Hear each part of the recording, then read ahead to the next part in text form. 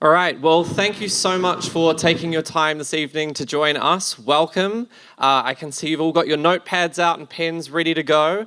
My name's Will. I manage Crimson here in Australia and also work with the Crimson teams in New Zealand and South America.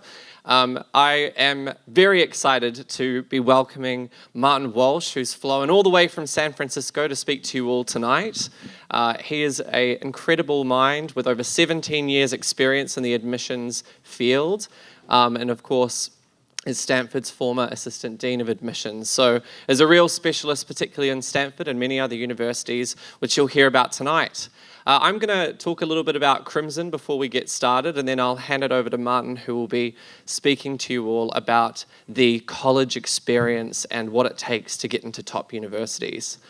But here's a bit of an agenda. So to start off with, a bit about Crimson for those of you who are new to us. Then I'm going to hand it over to Martin, who's going to talk to you about why you might want to consider studying overseas.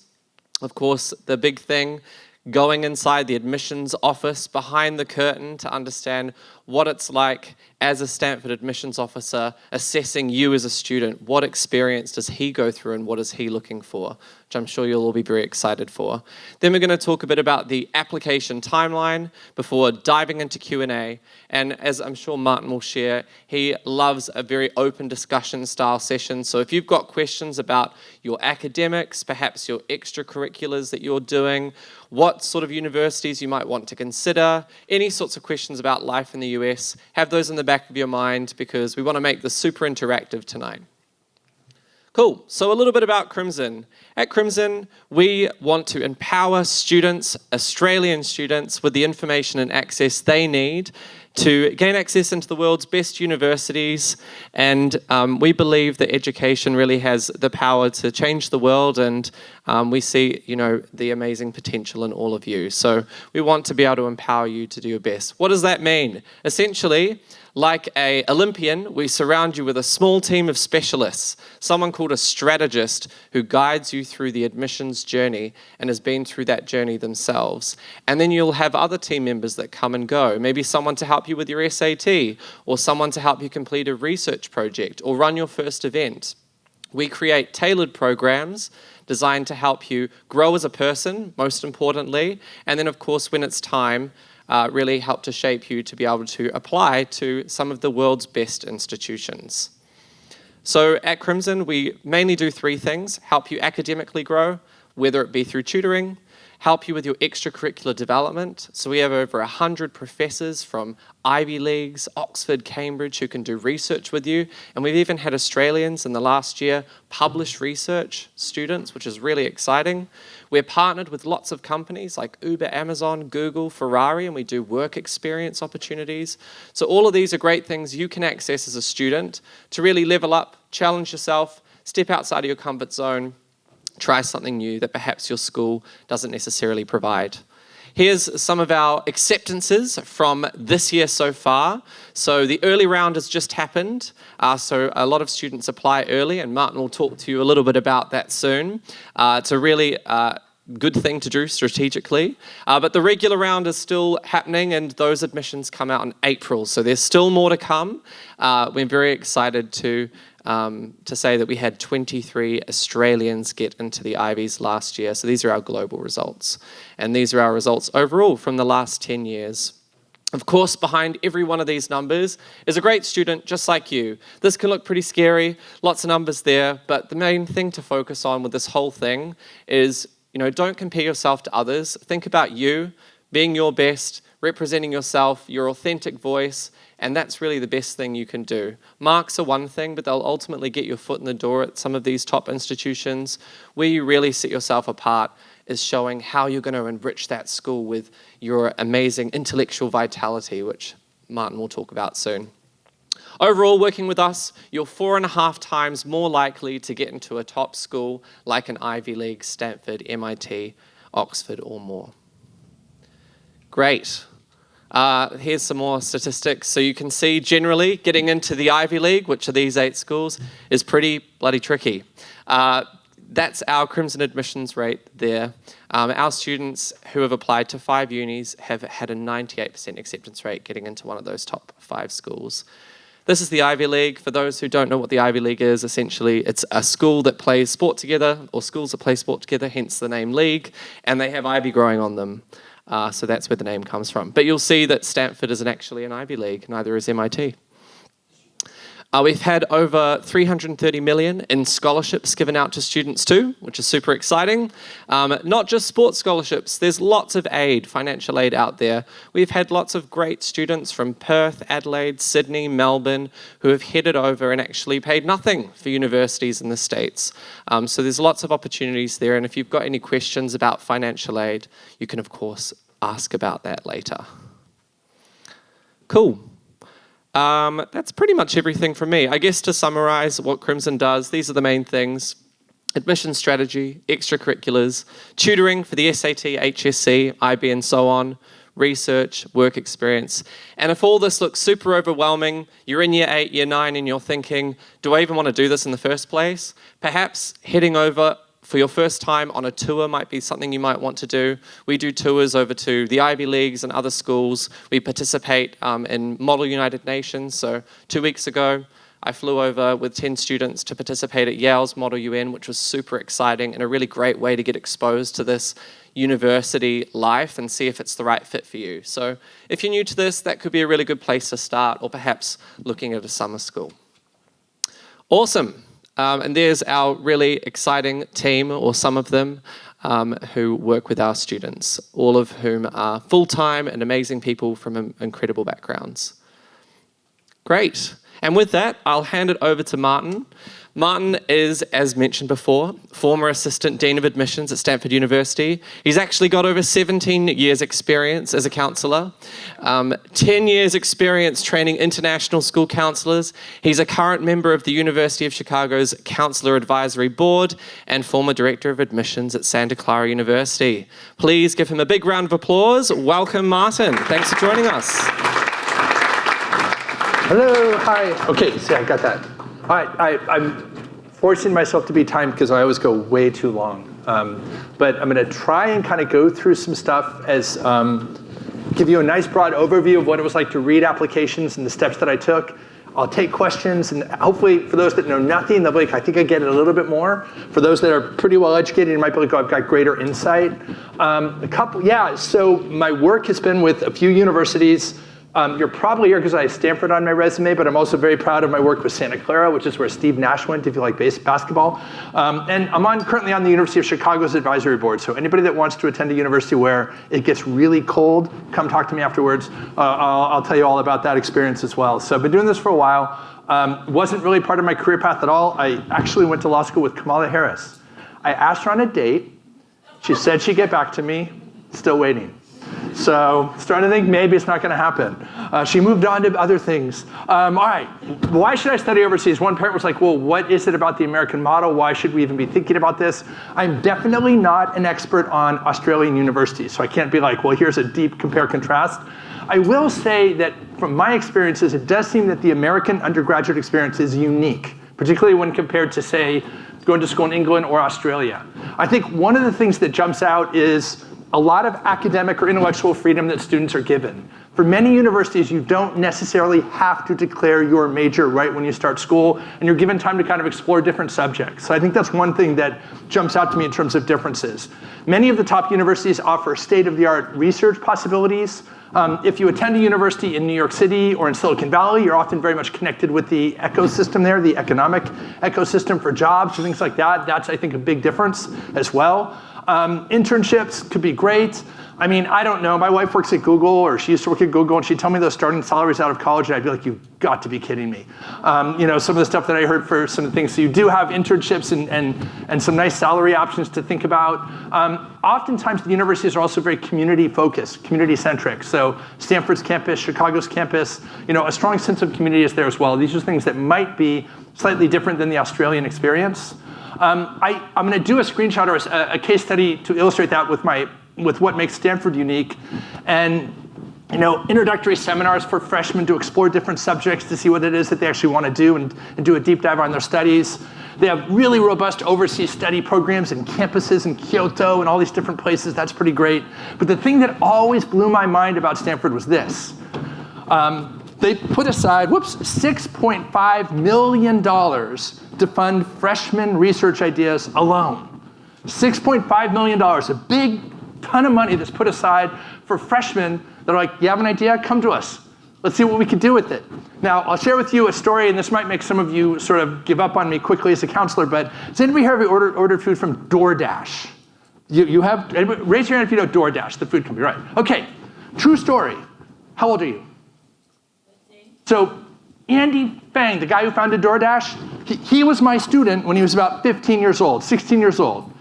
And Andy was like the worst. He was behind on everything for his college applications. He's driving me crazy. And I'm like, Andy, would you just finish this application? He's like, Mr. Walsh, I'm working on my business idea. I'm like, what's your business idea? He's like, I'm going to use this phone. We're going to connect with food companies. We're going to order food. And I'm listening to the story, and I say to him, like, Andy, it's the dumbest thing I've ever heard in my life. Would you just finish your application? But that idea clearly caught the attention of Stanford's admissions team, and he got into Stanford. Stanford helped fund his research idea, and now he's got kind of a global food delivery company, from what I understand. Occasionally send me pictures of new cars and houses. He asks if I still drive a used Fiat, and gives me that thumbs up, like, so dare to dream. But I think that this really illustrates how that American undergraduate experience is slightly different, perhaps, than what you've got in the Australian system, from what I know, again. The liberal arts curriculum, you're going to hear about that quite a bit when you hear about American universities. Again, that just goes back to that sort of intellectual freedom. Remember that in the United States, medical school, law school, even business sometimes, these are graduate programs. So for the students, this might be good to hear or bad to hear, but in the United States, we put off the maturation process till you're 30, 35, 40. You don't have to decide at 19 what you want to do with your life, or at 18. There's a lot more freedom given and time to explore. That could be good or bad, but I think that's one of the things that really jump out to me in terms of the differences. There's also 3,000 options at the undergraduate level in the United States. Some obviously maybe more selective than others, but a lot of options to choose from as well. All things to keep in mind. Just a real brief overview there in terms of student-staff ratio, number of applicants allowed, 5 per state in Australia. In the United States, you can kind of send, you can go through 20 applications on the Common App and then move on to another application. You could really, my record was a student that applied to 35 schools, a couple years back in the fall, just like, that's a lot of applications, but you can kind of keep sending and sending. My approach to high school dance is just keep asking. Someone will say yes. Graduate salaries, you can see also some pretty big differences there in the US. There are some pretty great starting salaries, particularly if you've got that right program of study that matches with the job market. Rankings, you're going to hear a lot about rankings. And this is where I feel like, okay, I think rankings are kind of an okay map. Like, they give you an idea of maybe, okay, here are the schools in the United States that I should be looking at. At the same time, I don't sit there and think, oh, Princeton's definitely better than North Carolina. And oh my gosh, Brown is way, way better than UCLA. Like, I would actually disagree with that. I look at rankings as sort of like a restaurant critic saying, here are things that I think are good at the restaurant, but really it's up to you and how they fit with you. I think they give you a good starting point when you're doing research. My friend, the dean of admissions at Chicago, would be offended. He'd probably just tear down the whole slide right now. He's like, we're not number 11, we're number 4. But I think that really the rankings are just a general idea of schools to be looking at, and they can also vary by major, so stuff to keep in mind. Is Princeton the number 1 school? I gotta be honest with you, my kids in the Silicon Valley, nobody applies to Princeton. Nobody. No kid in California wakes up and says, I know what I want to do. I'm going to live in New Jersey. It just doesn't happen. And I don't think that way. So, I don't know if that's, I think there's also regional rankings and other things. All right. Let's just jump into probably why you're here, which is like, what was it like to read an application? What did you do? So again, I'm going to walk you through my read process. I'll pause along the way and take questions, okay? So the reality is if you're applying to a selective university in the United States, in my opinion, you have to survive 3 hurdles to be a competitive applicant, to be someone that's like, yeah, you're in good shape. You've got to survive 3 hurdles. If you don't survive these hurdles, you're in trouble. If you don't survive any of them, you're in big trouble unless your parents donate a building, which is another thing we can talk about later. All right, so the first hurdle is just purely simple, plain and simple, numeric. Every time someone applied to my university, I started with just their grades or their numbers. And to your question over here, do I need the IB? It's like, I evaluated your transcript contextually from the country and school that you're attending and go from there. I would look at test scores, SAT or ACT. They're optional, but everyone seems to take them. So I do that. And then rigor, like, within the context of your high school. What school do you go to? What? Engadine. I can never pronounce that. How do you say it? Engadine. Engadine? Yeah. Is the name of a high school? Whoa. All right. I'd be like, at Engadine, please tell me you have like an easy name, like Daisy? No. What's? Emily, good. Like, I can take that. Emily, I'd be like, did she challenge herself at her high school? Did she take tough classes? That's the rigorous part. So the numeric evaluation piece is a real focus on grades, tests, maybe program of study. I'm not looking at essays or letters of recommendation. It's the first hurdle you have to survive. Your numbers kind of have to match up with the university, okay? The numbers have to match up with the university's expectations. No different when you go to buy a house and the real estate agent's like, what's your down payment? And it's like, that's how life is. It all starts with numbers. You know, my wife was great about shopping for houses in the most expensive part of the Bay Area, and I'd be like, we don't even have enough money for the mailbox, let alone the house itself. So there's that. That was the numeric piece. Now, Emily, how long would it take me as a reader to get through the numeric hurdle of the evaluation piece? A while? No. What gave it away? How long do you think? How long would it take for me to get through a transcript, SAT scores, and program of study? Oh my God, you slow-moving Australians. I'd have to fire you all. Too long. 30 seconds. No, 30 seconds is maybe too short unless I was really in a bad mood that day. I give myself, I'll go 3 to 5 minutes is like that first evaluation, that quick like, are you shopping in the right environment? I should be able to get a numeric feel for whether or not Emily survives in 3 to 5 minutes to the next round. It's like a bad game show. And it's like, does she survive to the next round? Now, harder question. I'm gonna give Emily a break. What's your name? AV? Good, all right, I'm on a roll. Good names. All right, AV. What percentage of the students that applied to Stanford and probably Harvard, Yale, Princeton, et cetera, survived that first hurdle? 40%. What's your name? Nick, good name, Nick. What about you? What percentage? 50 to 60? 10? Whoa, you are mean. Angry place. Wow, whoa. Oh my God, someone has an A minus, deny.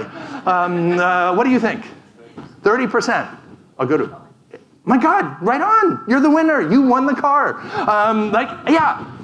85% of the students, when I was reading at Stanford, I would look at the numbers, I'd be like, smarter than me, way smarter than I was in high school, actually went to class, maybe even did their homework. Like all these things, I was like, whoa, okay, who am I to evaluate you? Yeah, about 85% were enough for me to be like, I'm going to keep reading, which is why when you're talking about elite private universities, you can't just do numeric evaluation. You have to have other hurdles. Because we know that Stanford's admit rate is not 85%. Dare I say it? If the sign said Martin Walsh from Stanford's here to speak, 85% at Stanford, nobody would show up. It's like, what's the big deal, right? But like, okay, yes?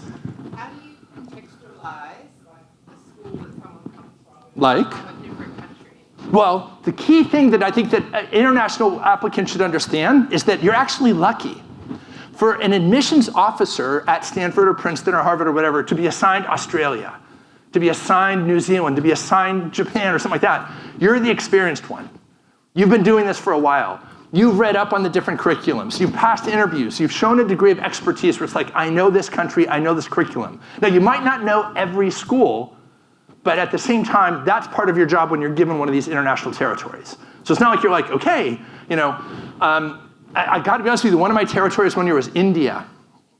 Oh my God, how many curriculums I was trying to figure out there. That one almost broke me spiritually. But you know, it was pretty tough. Now, there are some universities that are going to evaluate numerically. They'll just stick with your numbers. What type of universities would just be like, I only need your numbers, then I'll make the call? Well, I'll stay in the United States. What type of? Good. She said UK, and I'm like, yeah, that's kind of right, but whenever you see a big, large public school, University of Texas, University of California, UCLA had 148,000 applications last year. Trust me. No one's reading 148, times 3 essays, forget it. They'd have to hire a staff. Like those big, giant, large taxpayer-funded schools, which often have a large international component, are very numeric in their evaluation model because they're so big They're so massive that they're like, we'll just focus on numbers. It does not mean that they're bad schools at all. It just means that we're fine with just a numeric evaluation. But my guess is that most people here in this room are like, no, I'm not. I'm looking for, if I'm going to leave Australia, I want to, it's for a high-end school. It's for a highly ranked school type of thing. So we can't just stick with numeric evaluation. And again, just a couple of minutes for me to get through exams, academic transcripts, SAT, ACT, course rigor, 3 to 5 minutes at the most if the student has survived that first hurdle. Now, questions on the numeric piece. You already heard that? Yeah, fire away. Love the analogy, buying a house, you want to go to Right, Heights. yeah. Park Heights, forget it. I can't even drive by there. So, how far are they looking back? Great question. There's always that student that's like, I had a question earlier today at a presentation at, I forget which high school, Cranebrook High School or something like, the guy's like, well, will they look closely at my grade 10, I'm like, yeah, you're kind of like, that seems like legitimate. You're gonna look at basically the high school grades. Now, I evaluated transcripts contextually, all right? So I recognize that maybe there's the student that's super great at STEM subjects but doesn't like history. So all of a sudden you're like, well, I've got all A's in STEM, not a great grade in history, but she wants to study bio or biotech, so what does it matter that much, right? Now, there's nothing worse than the engineer that's really bad at math. Then I'm like, okay, we don't need that, So you're evaluating the transcripts contextually. You're also looking for trends, be they upward or downward trends. Speaking on behalf of probably every male in this room, no matter the age, trust me, the first year or two of high school were not our best years. And I always reminded my staff at Stanford, I'm like, give the guys a break. First year of high school is not good. Don't even just the fact that they survived it, that just should get them reward. So you're reading contextually, but you are looking at all the high school grades, but you're putting more weight on the more recent grades. Any other questions on the numeric piece? Yes? Where would you say you should draw the line between how much time to spend on the numerical evaluation and then Me, the reader? What would you recommend? From a student's perspective, or? Yeah. Well, I'm telling you right now that, quite frankly, I'm assuming, is that me? No. Okay. I'm assuming that if you're in this room, you're like, your numbers are probably pretty strong. And my weird message to you is you're probably fine numerically, but numeric is going to get you only so far, right? And this is where that gets tricky. So you've got to come up with a second hurdle. We've got to go from 85% of the kids are in at Stanford to somewhere down to 3%. So we've got to lop off at least 80% more kids, right? What do you start looking for? What would you start looking for if you're a dean? Yeah. So just back on the numerics Yeah. questions. So in Australia we have the HSC. Yeah. Do you recommend that you sit both the SAT and the ATC? The ACT? ACT? Yeah, I think that you can do that if you want. Most of my kids that I work with in California are going to kind of get online and pick the test that they feel best about, and then take either the SAT twice or the ACT twice. Okay, and then so the second question is, do you look into if you do AP classes as well, AP math, etc.? That would all be part of my numeric evaluation, whether if it's a self-reported AP score, that would be part of my numeric evaluation, or if it's part of a curriculum at your school. Yeah, yeah. I don't get the logic of taking the SAT twice or ACT. Well, because, quite frankly, most universities like Stanford super score. So the SAT is broken up into 3 parts. I'll take your best scores from different parts. So it's best for you to do it a couple of times. So maybe you did great in math one time, but not so great in the reading and writing section, then you kind of flip over and go from there, and you super score it. But if you get it good at the first time. Well, yeah, then you'd there was one student we denied at Stanford. We were annoyed by him because he took the SAT and until he had a perfect score. So he took it 6 times just to get that perfect 1600. I just don't like people like that. Who needs that? Like a perfectionist? What? You have to say how many times you take. You know what? You do. Stanford asks you, and a lot of schools ask you to report all of your exams. So if that number starts to get up to 5 or 6 times, you start to look a little bit crazy. And people are like, I don't care how high the score is, let's pump the brakes a bit on this one. So yeah, I saw someone in committee that didn't pass because they had too many SATs. Yeah. In the Australian system, Uh-huh. in year 11 and 12, kids are allowed to drop courses Mhm. like science or things like Right. that. In the US system, you don't typically have that. You take it all the way through. Mhm. How does that impact the evaluation Again, you're always evaluated contextually to that? to that country. So yeah, countries do some pretty wild stuff, and we never would punish the students. That's how it is in that country. Let's evaluate accordingly. But that wouldn't impact when you look at level of difficulty of programs? No. You're picking up on that for sure. That's for sure. Last one, then we'll move on. Yes, good numeric questions. Is it worth studying if it's Is it worth studying? Is that your question? Are you already that spiritually like this? You're like, and I'm done. I'm joining the military. What? Like taking external AP exams. I think that's a real great question. I know, and Crimson absolutely offers stuff to help you on the AP exams. I think that it could be a chance to take an AP, like, let's say you want to study econ at Stanford, and you're like, well, I'm going to self-study for an AP econ just to show where I'm at, and that adds to my numeric evaluation. So yeah, I mean, I think that, I mean, a lot of kids do it. A lot of kids do it, so yeah. But does it make a difference? It's one of those, I can't sit there and say there's one thing for sure on the numeric evaluation. It's definitely, if that score is a 4 or 5, it helps on that numeric evaluation as part of my write-up. So it can help, yeah. Because see, one of the problems that Australia has is that there are not many schools that offer AP. Right. And then there's one in Perth that does it in music, and that's. Then I think you're misinterpreting. What I'm talking about is self-studying. Sometimes kids just study on their own to take the exam. But where do you go and give an exam if there are no centers around? Oh, that's true. I mean, I don't know that part of how hard it is to find a test center, and maybe Crimson could be there. Yeah, hold on, wait, up there. There. Okay. There we go. Oh, crisis solved. Okay. All right. So the numeric hurdles happen right now. Symbolically, 15% of you have been denied. I don't know which ones yet. Yes, in the back. Wait, did you have someone raise your hand for you and then that was like a proxy hand raise and then you talked? Wow. Okay. I just wanted to ask, so if, let's just say you got a really bad HSC score, but you took an SAT and got really great score, would that impact the end result? Yeah, I mean, I think it'd be one of those things where I'm constantly reading in context. And again, the reason why I bring up that 85% thing is like, it took a lot for me to look at a numeric profile and be like, it's not worth reading this application. It took a lot. Like it would be a lot along those lines. All right, second prong. As I've got to make sure I keep going. All right, whoops, hold on. All right, the second prong is the big one. And this is where we start losing people, opening scene, Saving Private Ryan, people don't make it to the beach, it gets bad. Here's what we came up with, and this is actually from the Stanford Guidebook. And the Stanford Guide, this is what we came up with using some of my lawyerly language, approved by Kamala Harris. Intellectual vitality is what we defined as hurdle number 2. Intellectual vitality, and I would argue that Harvard, Stanford, Yale, Princeton have something pretty similar to this. And this is where we're basically saying, what makes you interesting? What have you done that stands out?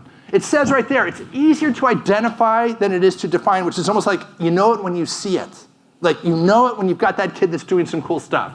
Now, we did bring up stuff that was kind of like, look it, you've assumed responsibility for your own learning, you've read deeply, you've created energetically, you've done stuff that shows that you're a curious student that's going beyond the confines of the curriculum, and you're gonna take advantage of that $6.5 million that I've put aside for curious kids and their research ideas. I mean, this is where it starts to come together a bit. I'm gonna look for that vitality in the essays, in the recommendation letters, in your extracurricular activities. And it could be intellectual. It could literally be like, I did a giant research project on this or that. It could be something more hands-on, my student that rebuilt a Jeep engine to figure out how it worked. It could involve character stuff. It could involve service stuff. I mean, there's been so many things that I've worked with where kids have done those things where I'm like, that's it, that's that vitality.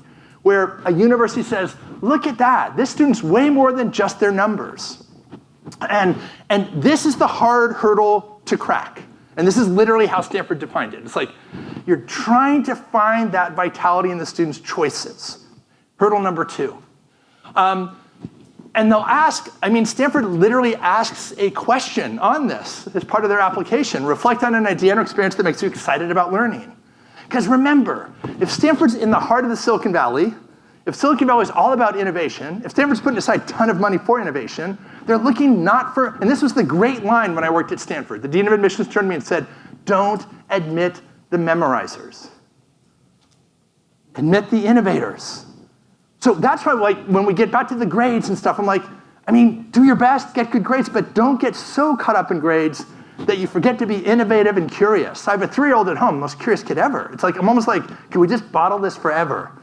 But that's where it's like, what is that class or subject that you love? What is that idea that you want to pursue deeply? Do you want to take apart a car engine? Do you want to, I've had kids that have tried all sorts of different things, and dare I say it, the DoorDash kids, like that was them. They were just trying to do something with their computer programming. And it doesn't always have to be a success. I do want to stress that. One of my favorite kids that got admitted to Chicago, she came up with a company, because everyone in Silicon Valley has to disrupt everything. Nothing could be normal. I'm going to disrupt this industry or that industry. My student disrupted the scrunchie industry, which is what you wear when you play volleyball, right? To hold up your hair.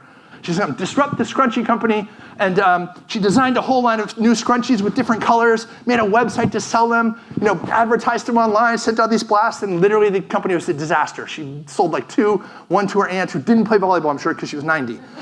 So anyway, okay, but still, the first line of her essay was, I first declared bankruptcy at the age of 16. And her essay was all about kind of her journey as a failed businesswoman. She gets admitted just about everywhere. I talked to the dean of admissions at Chicago. I'm like, well, why'd you choose this student? What was great about her? He's like, hey, show me a 16-year-old bankrupt kid, I'll show you a 26-year-old millionaire. Meaning, I don't care if it's a success or a failure. What I'm rewarding is the kids that try, the kids that are going to come onto our campus and take advantage of those things that we're offering. That's the curiosity, that's the vitality, that's the hard hurdle. That's the one where I'm like, I can't tell you exactly what to do. All I know is numbers alone will only get you so far. It could take so many forms: challenges met and overcome, character, leadership, purpose, passion, and meaning. I mean, all sorts of things that I saw said in committee and talked about for sure. Here's an example of a student, a Crimson student here's the first hurdle. Looking at this first hurdle, what are you noticing? How do the numbers look to you? Yeah, pretty good. Hey, you're a hard one. I mean, let's go back to our 5% admit rate. How is it looking up there? Pretty good. Would you read the application? Yeah, because you seemed a little bit bitter earlier when you're like, I'm denying everybody. Yeah, I mean, I don't think it gets much better than a 99.8, right? Am I right on the whole thing? So it's sort of like, so first hurdle is done. Now, I'm going to click the slide to the second hurdle. Let's see if we see anything that matches up with vitality. Book author, book combining popular and academic historiographies, 200 hours research. Doesn't anybody skip school anymore? Original independent research, synthesis of culture and geopolitics, mentored by a University of Melbourne PhD student, independent study of Chinese politics for the John Locke Institute, which you have to apply into. It's pretty competitive. I mean, I'm co-founder, chief writer, and website architect of an academic blog. I mean, it's like, whoa. Clearly, this student was curious about something. Clearly, they did a deep dive. Clearly, if I'm the admissions officer reading for Australia, I'm saying to myself, it's like you're fishing. You're like, I've got a live one here. There's the numbers, and then there's the vitality.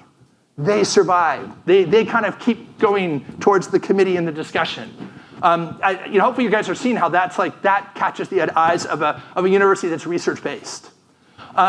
Historic evaluation, personal factors, there could be so many different things here. The guys that started DoorDash, all I really remember about the guys that started DoorDash is that they were funny. They constantly were eating and talking about food. And when they weren't talking about food, they were talking about computer programming and programs and computers. And it was like, and it all came together with their idea. They combined their two passions into a unique and innovative project at school that got them into Stanford, and it all worked together. So that's that second hurdle. I'm going to find it in the essays as well. The essays are your chance to show vitality by what you choose to write about, by how you answer different prompts. I'm like, wow, super interesting. Cool take on this. I didn't know that about you. There's this big, long thing called the Common App Personal Statement, which is the long essay you write. Don't think of it as a job interview. It's a lunch table conversation between you and your admissions officer. You say, here's stuff you need to know about me. Here's my story.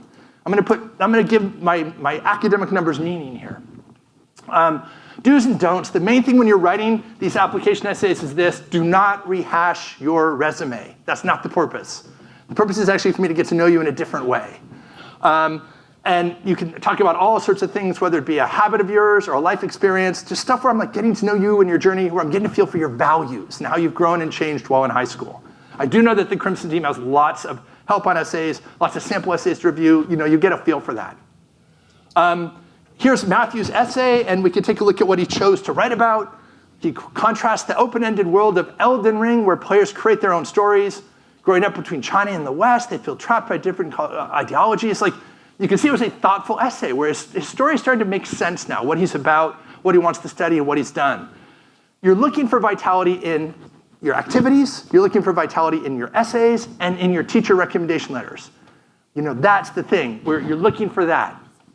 How long does it take me to get through this part of the application? Oh my gosh, like my stockbroker, how low will the stock go? Pretty low. What do you think? How long?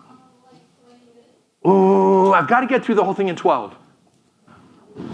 I've probably got to read through all the essays and start to make that call on vitality. I probably got like 7 to 10 minutes, all right, to get through that part. And remember, Stanford has multiple essays, so you got to get to the point, be succinct, and the writing is there. Do not ever underestimate your teacher recommendation letters as well. That's another part of like looking for vitality. So overall, you've got the first hurdle, academics. Then you're looking at the extracurriculars. And then you're looking into the essays and the supplement essays. And at that point, you're getting a feel for whether the applicant has survived the second hurdle, which I call vitality. All right, what do we think here? You're dressed for the occasion. How many people now have, let's go to like almost like a Game of Thrones thing. How many have we lost here at hurdle number 2? How many are still standing out of 100? What would you say? I would say 30% are still standing. 70 have been lost either numerically or just they were really smart, but oh God, so boring. Right? Got it? Do you know any people like that? Super smart, but not super exciting at your school? Okay, we won't name names. We got that. What do you think? He's got 30% still alive. 20? Let's go to our 15. I'm just going to keep going there. 15%. If you say you have no opinion, I might never call on you again. 25. Okay, what about you? 15%. Ah, gosh, I'm going to go with maybe depending on how smart the territory is you're reading, and I'll say Australian kids are pretty smart, I'll go with 15.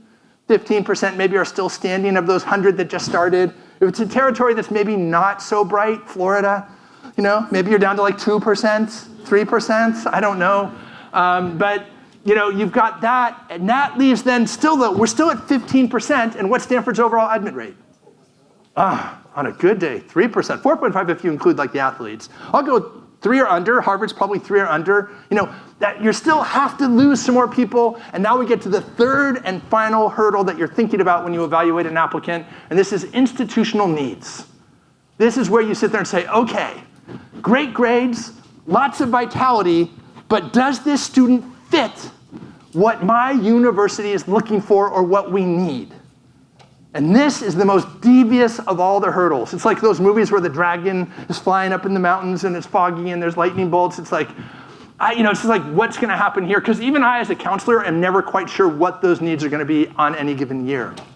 All right. Common institutional needs. First of all, private universities have only so much money.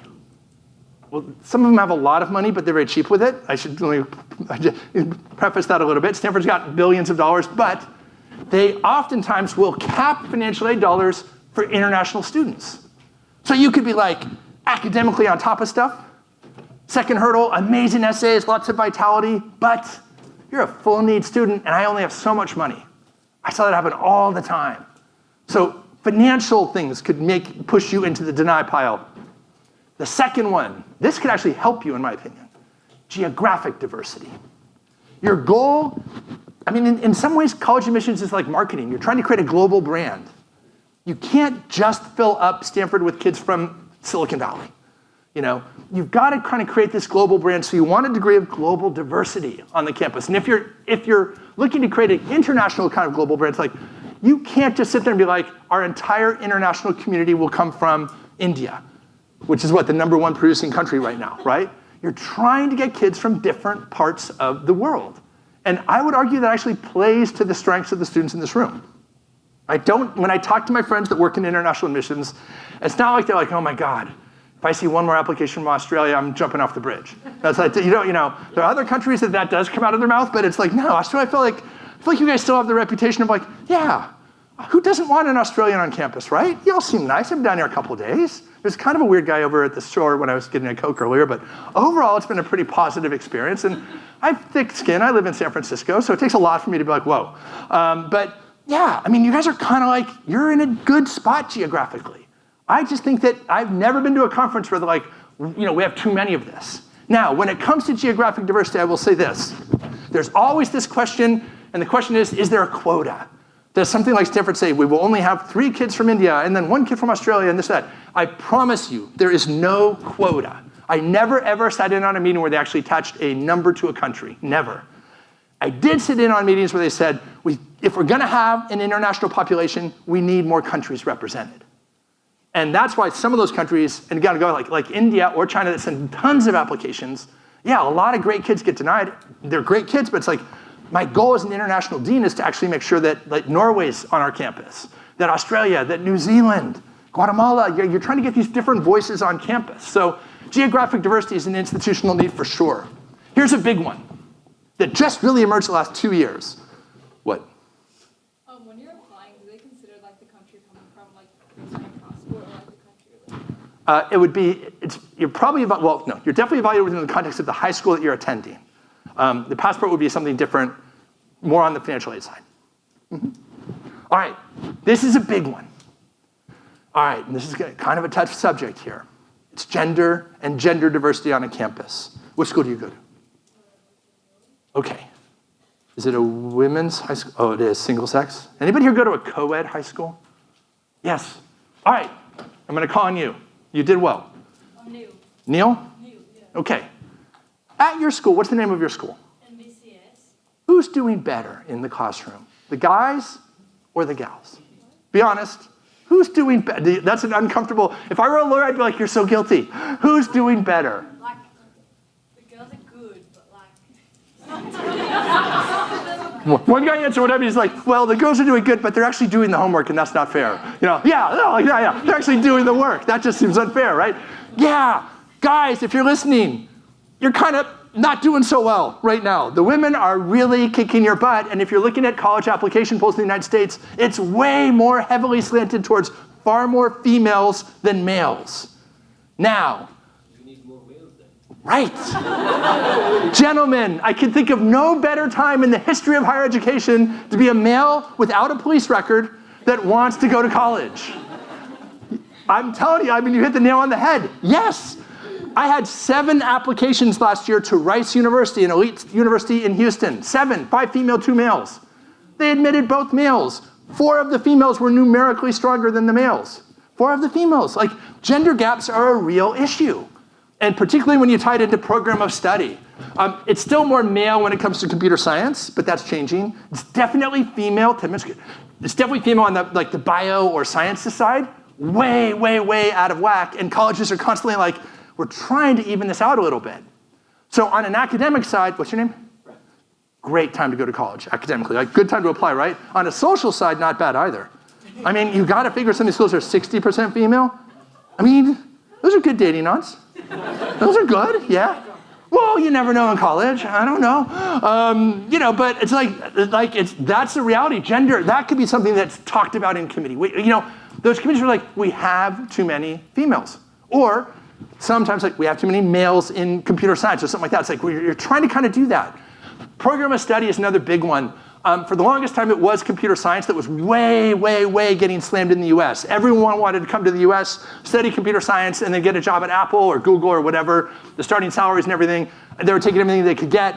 And you saw a real explosion. This is University of Washington, Seattle, which has a great CS program and just a jump in applications. But there have been some shifts in popularity. I actually have noticed this year that computer science dropped a bit in popularity, that more kids moved away from computer science. They're like, I don't know if that's what I want to study. What do you think that computer science has now been replaced by? Well, I think that they see programming as like, my skill set will be replaced by AI, but what's now the more popular major? Biotech, popular, but no? Who said that? Who, where? Yeah. Business. Oh my God. Penn Wharton, USC Marshall, NYU Stern, way more qualified applicants than they knew what to do with this year. Everyone's kind of moving away, in the US at least, from the tech piece more towards business piece. And I think that that's getting more crowded and competitive. So that could be a part of the process. Now the last thing, and this is going to be, I want to make sure you understand this last thing which goes to institutional needs, which is literally the timing of your application. And to understand this piece, you have to realize that a college admissions dean is nothing more than a manager of a restaurant, or an owner of a restaurant, or a maitre d' of a restaurant. That's really all you are. Your job is to fill up the restaurant seats, right? And when you're a dean of admissions, you're given a number. Okay, the freshman class is 500. All right, what happens if I only fill 490 seats? 490, 500. Let's try that one again. Oh, 10. Whoa, she told me she wanted to do engineering. All right. So, yeah, I mean, 10, what's really going to happen if you're 10 short is you're fired. Because 10 short, over a 4-year period, you've just lost your school millions of dollars. If you look at tuition, food, et cetera. You've got to hit your mark. And in that way, it's kind of a sales job. 500, 500. Not 490, God knows not 520. My wife went to Boston University. Her first year at BU, they were over-enrolled. She lived at a Marriott. Think about how much that cost BU. Yeah, she did not have a traditional college experience. She was like, did you ever get room service? And I was like, what? In college? Like, what? So anyway, colleges have come up with and embraced a thing called early applications, and most specifically, early decision. Now, this is the big thing. The timing of an early application means you're sending it off before Halloween in October to be evaluated and get back to you before Christmas. Early decision is marriage. You, the applicant, are committing to that university. You're basically saying, if you admit me, I promise to attend. Now, thinking like a restaurant owner, a business person, why do you love early decision? What does it represent? Or, in other words, why do you love reservations over drop-ins if you own a restaurant? You said, what's the magic word? Yes, you're so smart. Guaranteed yield. That's what they call it. It's guaranteed yield. Guaranteed yield. I admit you, that bed's filled. I'm one step closer to keeping my job. And you want to keep that job. They pay pretty well. That's early decision. Early decision, that's what it means. Now, let's do a quick test. You all know what's going on out there in the world, some economic uncertainty, globally, conflict in the Middle East, conflict in Eastern Europe. Like, what, you're dean of admissions at, let's pick a school. You're dean of admissions at NYU, okay. What percentage of your class are you filling in the early decision round? From 0 to whatever. I'd be pretty happy if I got 60%. You'd go for, you would tell your staff, I want this class 60% filled before Christmas. Before Christmas. Okay, what about you? For early decision. Yeah, what would you fill? I would only fill 10. 10? Oh, you're so fired. What about you? 30? 40? Are you going to answer this one, or is your proxy going to answer on this one? All right, some good guesses, because quite frankly, what I've noticed in the last 3 years or so is that college admissions deans are very nervous. They're really nervous about what's going on out there, and they've gone from Duke going from 33, 34%. Last year, Duke filled 62% of their class early decision. University of Chicago, 61%. NYU, you're probably about 60. NYU is maybe 65. A lot of colleges are leaning hard into early decision because it's guaranteed yield at a time when there's a lot of uncertainty. Now, the positives of guaranteed yield, the positives of early decision is congratulations, before Christmas, you're in.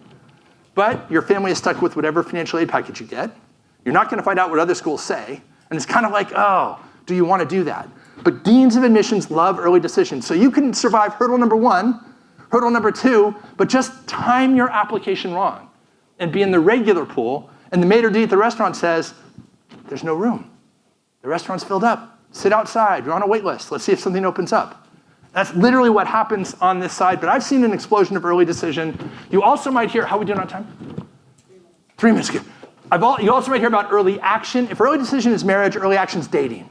There's no commitment by anybody, so there's no great statistical bump. So not many schools do it much anymore. And then the super snooty supermodel schools, Harvard, Yale, Princeton, Stanford, Caltech, they offer what's called single choice early action, which literally means if we admit you, you don't have to come to our school. Thanks, Harvard. You don't have to come here. Oh, by the way, but you can only apply to us. So it's you're at the dance, and the girl's I don't know if, this is actually Kamala Harris and me. I don't know if I'm going to dance with you, but just wait here and do nothing for 30 years, So this is definitely the most risky of the group. But those are your early options, and early decision is the one that gives you the big bump on the institutional needs. Here's some early round information. Chicago even had an ED 0 this year. Chicago's huge on early decision, in part just its location. It's cold, it's not quite as sexy as New York or LA, so they're going to really load up on those EDs and kind of go from there. Vanderbilt, great school, but again, Nashville's not quite that place. All right, here's an example of what early decision will do to an application pool, and it's Northwestern, a school in Chicago. What did they get? Early round, 4,000 applications. They literally filled up half their class out of 4,000 applications, guaranteed yield, because it's early decision. Then they got 36,000 applications to fill up the other half. And even without guaranteed yield, they're gonna make their class. The dean's gonna sleep well that night. So, and I think this has actually gone, I used to think this was a massive number, now I'm like, no, schools are up to 60%. Yes, please. How does like deferring your entry to school impact? Because I know a lot of kids during COVID and stuff have deferred their entry, so there's a latent kind of. I think a lot of colleges love it when a student is admitted and then they defer. Because then it's almost like, I've got you for next year, and now I can open up this spot for this other person. It's all like, it's this really weird thing where the deans are kind of like, It's okay. they're just, they're just like keeping the thing moving and keeping the restaurant going until they hit retirement. You know, it's like keep that thing going. All right, so I'm going to turn it back out to Crimson, but any final questions on vitality or that last hurdle? I'll do quick questions. Yes, the second hurdle. I had a question. You know how you said teacher recommendation letters are very important? Yeah. For intellectual vitality, that's you're learning above the classroom. Right. Why does universities expect you to have two recommendation letters that are in teacher class, like classroom teachers? Yeah. If your intellectual vitality is above the classroom, is outside. Well, the idea is like you want the teacher saying, wow, this student really went, beyond the confines of the curriculum. They asked a lot of questions. They were always curious and things like that. Why they settled on 2 letters, not 3 or not 1, I don't know. It's just been 2 for since I was in high school even, I would say. Yeah. This might not be right to ask this Yeah. question. Uh-huh. But how does the changes, like the current administration Right. changes to the federal kind of education I think it's like absolutely, impact?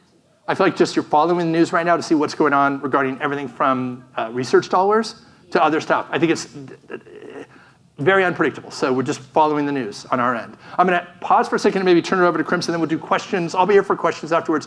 It's really hot in here. I want to thank you all for having a good attitude, and I'll be here for questions afterwards. Woohoo! Awesome. That was amazing. Thanks, Martin. I hope you got a lot out of that, a lot to take in. And I know for a lot of students, especially if this is the first Crimson event you've ever been to, that may have been quite overwhelming to hear, and it's kind of hard to know what to do next or where to even start with this process. So here's a bit of a journey mapped out that you can have a think about. If you're in year 7 to 9 right now, have a think about exploring different extracurriculars. Try things out. Fail like the person who started the business. Give things a go. Identify what it is you're most passionate about. Try out those local competitions within those areas. If you're in year 10 and 11, at Crimson, we typically work with students to take that first SAT. We'll help students to think about maybe some APs, to explore a subject more deeply and, explore that intellectual vitality. Perhaps even build a project. We had 23 Ivy League acceptances last year, and 100% of those students, those are Australians, and 100% of those Australians had created their own project. That doesn't need to be a business. It might have been creating a club at their school or running an event for the first time. Displaying those qualities is super important, and you can see it in the data from Australian students every year. 75% had done a research project, not necessarily published, but they had given it a go and explored that subject really deeply. So year 10 and 11 is the time to do that. Year 12, HSC comes along, IB comes along, starts getting pretty scary, right? So this is the time where we want to finalize that list of schools. We want to think about perhaps that ED school, that strategic decision there we want to look at. Make that decision early because the application's due in the middle of the HSC. Get everything done with your essays early. We start in February with our essays, and then get it all together. I'll show you the deadlines in a sec to submit, which is all very exciting. And as an Australian, you'll then have 9 months off, and you start in September of the following year. Here's the deadlines to be aware of. So this has some UK deadlines as well, because I know at 31% of our Australian students apply to both the US and the UK. So some things to think about there. And you can see that really, it isn't as ideal when you're submitting these things during the HSC, which is why it's really important to think about this early. If you want to get your journey started now, you can see, based on this timeline, there's a lot that you can do today. You could leave and go home today and register for the SAT, right? There's things you can do right now. With you today, there's a form that you're welcome to fill out. If you want to begin that journey with us, basically, I'd encourage you to fill that form out. What that means is you get a free meeting with myself or one of my amazing colleagues at the back to explore your academics, explore your extracurriculars, talk about that dream school and perhaps some other schools that you have in mind. We'll discuss the admissions process together, and then we can talk a little bit about how Crimson might be able to help. But most importantly, that's a really good first step to think about your admissions journey for the future. So I'd really encourage you to fill that out and hand it in with the team here at the back or at the table, and we can look to have a discussion together, whether it's with myself or one of our amazing colleagues at the back. So with that, feel free to do that, and we can look at doing some Q&A, final Q&A. I guess we're a little bit over time, but if you want, we can do a couple more questions with Martin, and then of course, afterwards, you're welcome to come up the back. So let's take 5, 6 more questions, and then we can leave it there for the night. We'll go to the far back. With regard to the US universities, is there a percentage allocated for international students, or how does it fill up? So if the local students, do they get the preference, or for example, let's say they have applications which automatically... So if it's a public taxpayer-funded university, like the University of California, Berkeley, or UCLA, the government or the at the state level is involved in terms of proportionality. How many in-state, how many out-of-state, how many international, right? Private universities, they're doing their thing. And it can vary by school, what they're trying to do and what they're trying to create. That's for sure. Exactly. Thank you. Yeah. Yes, sir. So they're currently applications in sort of October, November. Yeah. And then sort of the regular ones then sort of... Like before almost like kind of Christmas time. Yeah. Yep. Do you just do one in, say, November, and then see what happens, and then you have to spend a second one in January? Yeah, so you're sending out your early application, right? Before Halloween, let's say, before October 31st. You still keep working on your other applications because you're going to find out from that early round right around December 20th. And it's like, I always tell my students, don't do nothing. Assume you're denied and keep working on your applications. And then kind of set, now, if it turns out you would get that admin offer, then you just literally don't send out the applications, but you're not doing all this last second work. You don't have to do like another essay or another... No, I mean, they're all on this thing called the Common App, so most of the private universities are on the same app, so you're using that same essay. You're just writing some new essays for the particular universities that might have separate questions. Sure. Please. Please. I think you mentioned around extracurricular with sports. And Yeah. things like that. So how does that play out with members? I feel like in Australia you get the most questions about sport, and it's great. So really quick, I'll say I know the Crimson's got a whole group that handles sport. All I know is this. I worked at Stanford. I was on the committee for athletes, right? And how it worked is the coach would literally come to me with a list and say, okay, here are the 5 athletes I want for the golf team or for the football team or the second. You get the list from the coach, and the coach would have rankings or whatever. Now, we would take that information to our own separate committee. The coach could not sit in on that committee. We still made the call. But if the coach gave that athlete a really high rating, like a 5, like we really need this guy, or gal, like quite frankly, if numerically they were just fine, they've got the vitality, so they've got the individuality. So if it's a recruited athlete, then it's like really quite frankly, the only concern we ever had was just numerically, are they ready for Stanford? Yeah, good. And that was the main thing. And even then, if it was a really highly recruited athlete, that numeric bridge was a lot easier, but it was lowered quite a bit, for sure. Yeah. Please, sir.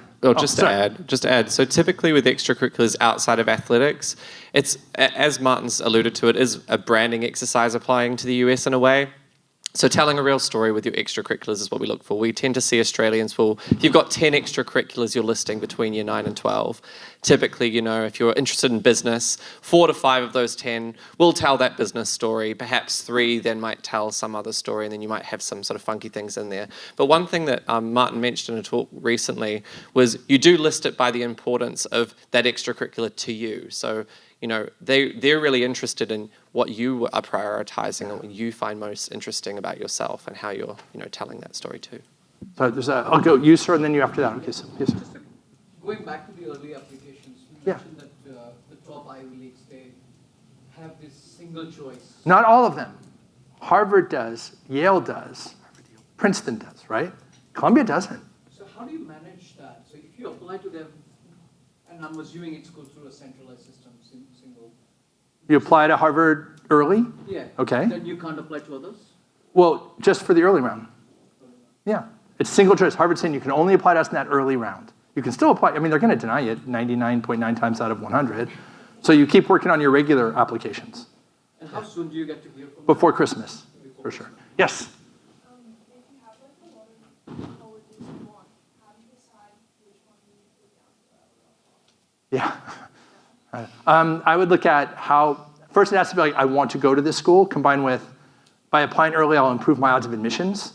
I think that those are the big things. My kids back in California, this is a real tough thing for them to go through as they sit there and, I had this one student one time that got admitted early to Duke, and I remember her running into my office like, I got into Duke, jumping up and down. Then a week later, she's in my office crying. She's like, I have to live in North Carolina.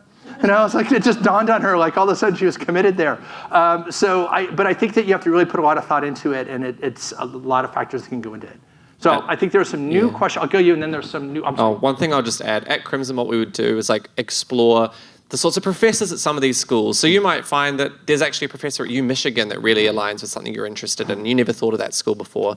ED and the percentage chance of getting in through early decision, that marriage-based application.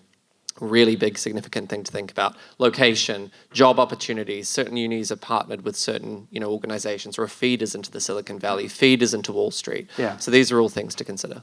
Bit of research. Maybe, yes. Sorry, just a quick question, because a lot of the stuff you talked about for Stanford specifically, because it's in the Silicon Valley area, it's very focused on innovation, Right. ideas, Yeah. tech, like all of that kind of stuff. That's their second hurdle, I feel like. It's very reflective of their area. But if you're more of a humanities individual, but you really want to go to Stanford. No, they've got, oh my God, I have so many kids that apply to Stanford on the humanities side. They have a much better admit rate than the econ kids or the engineering kids for sure.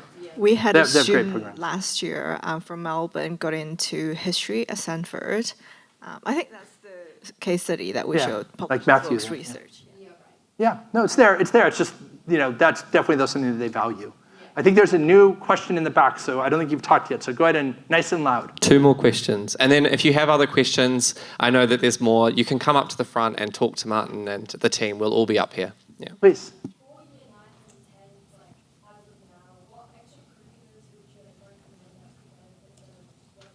Yeah, I think that 9 and 10, the way I interpret 9 and 10 would be it's a time of exploration. I'm expecting you as an admissions officer to be trying things. You're not necessarily doing a deep dive on stuff yet you're finding out, do I like debate? Do I like journalism? Where do I want to go? So I feel like 9th and 10th grade, year 9 and year 10 are kind of more what I call the shallow end of the swimming pool. I expect you to be swimming. I expect you to be moving and trying things. But as you get older is when I'm expecting you to do fewer things, but more focused on what it is that you really found that you love. That's kind of how I see it on the whole thing. And maybe a last question, there's a student there, yes?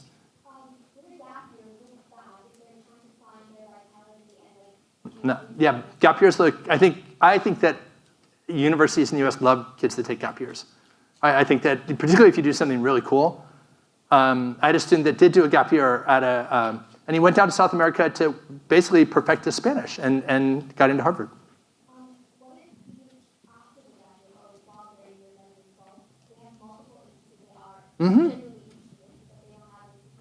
Yeah, that would really impact then how Crimson or myself would advise you on your college list. I'd probably be like, gosh, MIT's not going to be a great fit. Sort of like that's what they're all about. But I'd probably help you develop a list of schools that are more open curriculum or that encourage greater exploration. Yeah, we had a Kiwi last year who took a gap year, and they spent the year as a flight attendant, which was really interesting. And they really interested in ethics, and they wrote an essay about being a flight attendant. They had a passenger who was wheelchair bound who had a ticket for the exit row, which is illegal, and they had to deal with that situation. So the essay was titled "Wheelchair in the Exit Row," a moral conundrum with international implications, and it was all about, it tied in with that global ethics style of things using that metaphor. So, they got into Harvard, really interesting essay, super, punchy title, and, you can really do anything with that year. I think that's everything for today, but feel free to come up and ask your questions. And thank you so much, you all Martin, very much. and thank you everyone for joining us. Hopefully that was helpful or like a visual.